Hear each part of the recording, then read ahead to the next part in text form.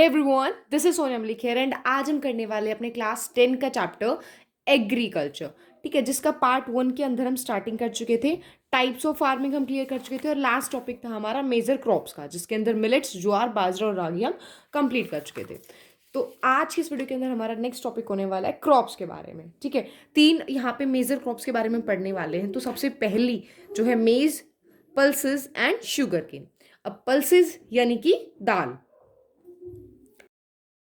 ठीक है, तो दाल के अंदर क्या है हमारा, इंडिया जो है सबसे ज्यादा प्रोड्यूस भी करता है और सबसे ज्यादा खाता भी है।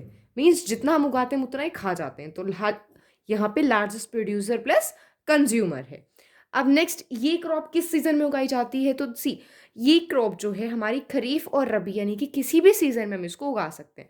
तो मीन्स कुछ पार्ट ऐसे हैं इंडिया के जहाँ पे इसको हम खरीफ क्रॉप मानते हैं और कुछ पार्ट्स ऐसे जहाँ पे रबी क्रॉप मानते हैं।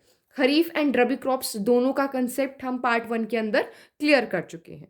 ठीक है, एंड या one more important thing is कि जितने भी मैं तुम्हें नोट्स के थ्रू पढ़ा रही होती हूँ, उन सारों की पीडीएफ तुम्हें उन किसी भी वीडियो के पार्ट में मिल जाएगी, तो तुम वहां के डिस्क्रिप्शन में जाके चेक कर सकते हो। अब नेक्स्ट है कि इनको मॉइस्चर यानी कि पानी की इतनी ज़रूरत नहीं होती है जितनी इंसानों को, मतलब जितनी बाकी क्रॉप्स को चाहिए होती है उतनी जो है पल्सेस को नहीं चाहिए होती है। अब जैसे एग्जांपल डाल सकते हैं हम, तुर की दाल है, उड़द है, मूंग है, मसूर है। ठीक है, कॉमन नेम्स है जो हम घर पे सुनते हैं। अब इनका फायदा क्या होता है? एक तो ये लेग्यूमिनस क्रॉप होती है। लेग्यूमिनस क्रॉप क्या होती है? देखो, हमारे एक नाइट्रोजन साइकिल होती है, जैसे ऑक्सीजन साइकिल होती है, मतलब हमने यूज़ की, बाहर निकाली, दूसरों को दी, प्लांट्स ने दी, कहाँ से वापस, मतलब जैसे वाटर साइकिल होती है उसी तरीके से ऑक्सीजन साइकिल होती है और उसी तरीके से नाइट्रोजन साइकिल होती है। यानी कि नाइट्रोजन किस तरीके से एनवायरनमेंट से हमारी बॉडी में आती है। देखो, नाइट्रोजन तो हम अभी भी ले रहे हैं, बट अभी क्या है, वो हमारा शरीर उसको एब्जॉर्ब नहीं कर सकता वैसी गैसियस फॉर्म में। तो क्या होता है, जो पल्सेस होती हैं उनके प्लांट्स, उनकी जो रूट्स होती हैं वो लेग्यूमिनस होती हैं, यानी कि वो नाइट्रोजन को एब्जॉर्ब कर लेती है। और जिससे क्या होता है, सॉइल में भी नाइट्रोजन आ जाती है, उसकी फर्टिलिटी बढ़ जाती है और हमारे शरीर के अंदर भी नाइट्रोजन आ जाती है। बट यहाँ पे एक एक्सेप्शन है इसके अंदर, इसको बड़ा ध्यान रखना है कि जो अरहर दाल है ना, वो एक लेग्यूमिनस क्रॉप नहीं होती है। अब कहाँ कहाँ पे उगाई जाती है? जैसे मध्य प्रदेश, उत्तर प्रदेश, राजस्थान, मतलब वो एरियाज जहाँ पे लेस मॉइस्चर होगा, रेनफॉल कम होती होगी। नेक्स्ट है मेज। ठीक है, तो मेज क्या है यहाँ पे? देखो, खरीफ और रबी दोनों सीजन्स में आप इसे उगा सकते हो। फूड और फोडर, फूड मीन्स इंसानों के लिए खाने का काम करती है और जानवरों के लिए, पशुओं के लिए ये फोडर, चारा का काम करती है। अब इसके लिए टेम्परेचर कितना चाहिए इसको? 21 डिग्री से 27 डिग्री सेल्सियस, मतलब अच्छी खासी इसको गर्मी चाहिए।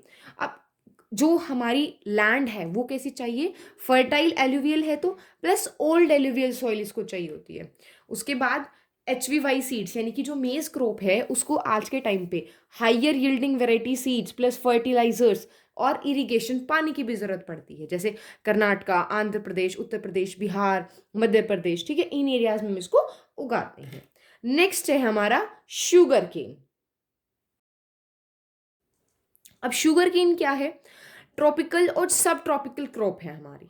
ठीक है, और इसको हम कहाँ पे उगाते हैं? जहाँ पे थोड़ी बहुत गर्मी और एक ह्यूमिड क्लाइमेट है। मीन्स जैसा बारिश आने से पहले का जो मौसम होता है ना, उस टाइम ह्यूमिडिटी हो जाती है, मतलब बहुत ज़्यादा चिपचिप वाला, जिसको अगर मैं लोकल वेज में बोलूँ तो, ठीक है, वैसा हो जाता है। एंड प्लस कैसा हो जाता है, थोड़ा गर्मी सी हो जाती है। तो टेम्परेचर 21 से 27 डिग्री सेल्सियस रहता है। अलग अलग वेराइटी में उग जाता है, मतलब बड़ा एक कोऑपरेटिव बंदा है, जिस भी वैरायटी की सॉइल दोगे वहीं पे ये उग जाएगा। उसके बाद जैसे तमिलनाडु है, आंध्र प्रदेश है, बिहार, इन एरियाज में ये अच्छे से उग जाता है। अब नेक्स्ट टॉपिक है हमारा oil seeds. Oil seeds means यानी कि वो बीज, किसी भी क्रॉप के वो बीज जिससे हम ऑयल ले सकते हैं। अब ऑयल देखो, हम अपने लाइफ में, डे टू डे लाइफ में कितनी जगह पे ऑयल का हम यूज करते हैं। तो देखो, सबसे पहले हमारा आता है ग्राउंड नट। ठीक है, ग्राउंड नट सभी को पता है। अब ये खरीफ क्रॉप है और आंध्र प्रदेश और तमिलनाडु में उगाई जाती है। फिर नेक्स्ट हमारा सीसम। अब ये वाली जो क्रॉप है, इसको जो नॉर्थन रीजन है इंडिया के, वहां पे तो इसे खरीफ सीजन में, यानी कि खरीफ क्रॉप है ये। और साउथर्न नेशंस में, यानी कि साउथर्न रीजन्स के अंदर इसको रबी क्रॉप की फॉर्म में उगाया जाता है। और जो कस्टर्ड सीड्स हैं वो भी सिमिलर में खरीफ और रबी है, यानी कि सीसम और कस्टर्ड दोनों में है। और ग्राउंड नट सिर्फ खरीफ क्रॉप है। और इन तीनों की कॉमन चीजें क्या है कि हम इसको खाने के लिए भी और कुकिंग मीन्स ईटिंग यानी कि हम सिंपल इसको ईट कर सकते हैं, जैसे कई बार किसी चीज़ में मिक्स करके आप पी रहे हो उसको इस तरीके से। कुकिंग मीडियम मीन्स खाना वगैरह बनाने के लिए। अब जो हमारे सोप्स होते हैं, कॉस्मेटिक और ऑइंटमेंट्स, यानी कि ऑइंटमेंट्स मतलब आपको कहीं पे भी चोट लगी आप लगा रहे हो, ठीक है, अपनी ब्यूटी को बढ़ाने के लिए लगा रहे हो, साबुन वगैरह है, रॉ मटेरियल्स का काम करते हैं उनमें। प्लस जैसे मस्टर्ड है, कोकोनट ऑयल्स है, सनफ्लावर है, ये सारे भी हमारे ऑयल सीड्स होते हैं। नेक्स्ट टॉपिक है बेवरेज क्रॉप। देखो बेवरेज क्रॉप होती है वो क्रॉप जिनको हम पी सकते हैं, और इनकी स्पेशलिटी क्या होती है, प्लांटेशन क्रॉप होती है।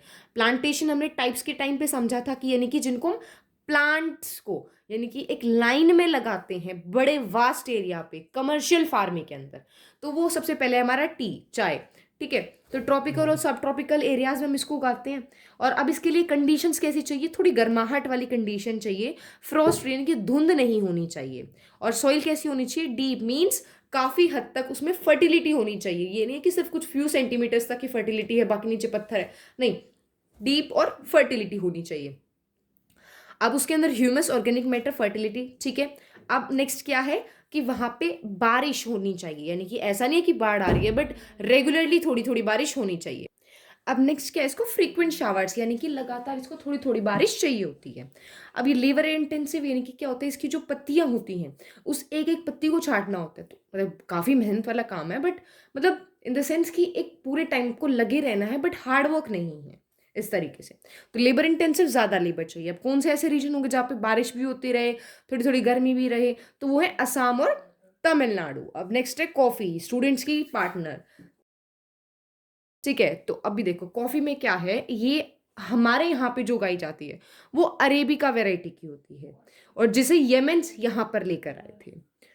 ट्रॉपिकल और सब ट्रॉपिकल सेम टी वाली कंडीशन है, गर्मी चाहिए होती है, ना इसे मतलब फ्रॉस्ट फ्री होता है, मतलब धुंध वगैरह नहीं होनी चाहिए बिल्कुल भी, और बढ़िया से सॉइल होनी चाहिए जिसके अंदर पूरी फर्टिलिटी, ह्यूमिडिटी हो, ठीक है। लेबर इंटेंसिव है, इसमें भी ज्यादा लेबर चाहिए होता है। And finally we are the last topics, ठीक है। जो लास्ट हमारे टॉपिक्स हैं उसके अंदर हैं हमारी नॉन फूड क्रॉप्स, यानी कि वो क्रॉप्स जो हमारे लिए ज़रूरी तो हैं बट हम उसको खाते नहीं हैं, अदर यूजेस में लाते हैं। तो उसमें सबसे पहले आती है रबर, ठीक है। रबर के जो प्लांट्स होते हैं, अब देखो उसके अंदर क्या है कि इक्वेटोरियल क्रॉप है, इक्वेटर के रीजन्स में, मीन्स इसको ज़्यादा गर्मी चाहिए, ज़्यादा बारिश चाहिए, है ना, इक्वेटर सूरज के पास वाले। तो ट्रॉपिकल और सब ट्रॉपिकल कंडीशंस में भी हम इसको उगा सकते हैं। इसे ह्यूमिड और क्लाइमेट मतलब बहुत ही जो बारिश के आने से पहले वाला जो क्लाइमेट होता है उस टाइप का क्लाइमेट इसको चाहिए, जो कि टेम्परेचर +25 होना चाहिए और बारिश 200 सेंटीमीटर प्लस होनी चाहिए। अब देखो लेबर चाहिए इसके लिए, तो लेबर होना चाहिए, स्किल्ड लेबर चाहिए बट सस्ते, मीन्स हमें ज्यादा लेबर की जरूरत पड़ती है। और एरिया जैसे केरला, तमिलनाडु और गारो हिल्स के अंदर हम इसको उगाते हैं। अब नेक्स्ट है हमारी फाइबर क्रॉप्स। फाइबर क्रॉप्स कौन सी होती हैं, जिससे हम अपने क्लोथ्स बनाते हैं, राइट। जैसे कॉटन है, जूट है, हेम्प है, सिल्क है। अब जो कॉटन होता है ये हमारी एक खरीफ क्रॉप है, और इसको लगभग 6 से 8 महीने चाहिए होते हैं उगने के लिए। और अब देखो सॉइल इसकी कैसी होगी, डक्कन प्लेट्यू। डक्कन प्लेट्यू कैसी, मतलब ब्लैक सॉइल। टेम्परेचर भी इसको ज्यादा चाहिए, रेनफॉल भी ज्यादा चाहिए, और बट इसको भी मतलब इसको कम से कम 210 डेज ऐसे होने चाहिए कि जिस टाइम पे धुंध ना हो। अब जब ये हार्वेस्टिंग का टाइम हो, जब इसको काटने का टाइम आए, तो उस टाइम पे बढ़िया से सनशाइन होनी चाहिए। जैसे महाराष्ट्र में कंडीशंस है, गुजरात है, मध्य प्रदेश है, ओके। सो नेक्स्ट है हमारा जूट। जूट को देखो हमारा एक दूसरा नाम है इसका गोल्डन फाइबर, हम इसको बोलते हैं। मे बी इसका जो कलर होता है, ठीक है, उसकी वजह से भी एंड इसकी एडवांटेजेस की वजह से भी। और इसको भी अपनी ग्रोथ के टाइम पे ज्यादा टेम्परेचर चाहिए होता है, एंड रेनफॉल भी इसको हाई चाहिए होती है, और इसकी सॉइल बढ़िया से फर्टाइल होनी चाहिए। अब इसके एग्जाम्पल्स देखो हम बनाते क्या क्या है। कॉटन से तो हम सबको पता है, कॉटन क्लोथ्स हम, ठीक है, गर्मियों के हमारे बेस्ट फ्रेंड्स होते हैं। तो गनी बैग्स है, रोप्स है, मैट्स है, कारपेट है, ये सारी चीजें भी हम बनाते हैं। एंड अब देखो इसका कंपटीशन चल रहा है सिंथेटिक फाइबर के साथ, यानी कि देखो सिंथेटिक फाइबर है भाई, इसके लिए ना कोई लैंड चाहिए, सिर्फ एक फैक्ट्री चाहिए, मजदूर चाहिए, और सिंथेटिक फाइबर को बना दो। तो अब ये सस्ता भी होता है, तो जूट के साथ कंपटीशन चल रहा है।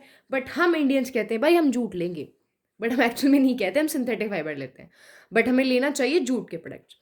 तो वेस्ट बंगाल, बिहार, उड़ीसा वाले रीजन्स में हम इसको उगाते हैं, ठीक है। वेस्ट बंगाल में जूट बहुत ज़्यादा उगाया जाता है। And here we are done with our chapter agriculture. इसके नोट्स में डिस्क्रिप्शन बॉक्स में मिल जाएंगे। And do subscribe my channel and share it with your friends.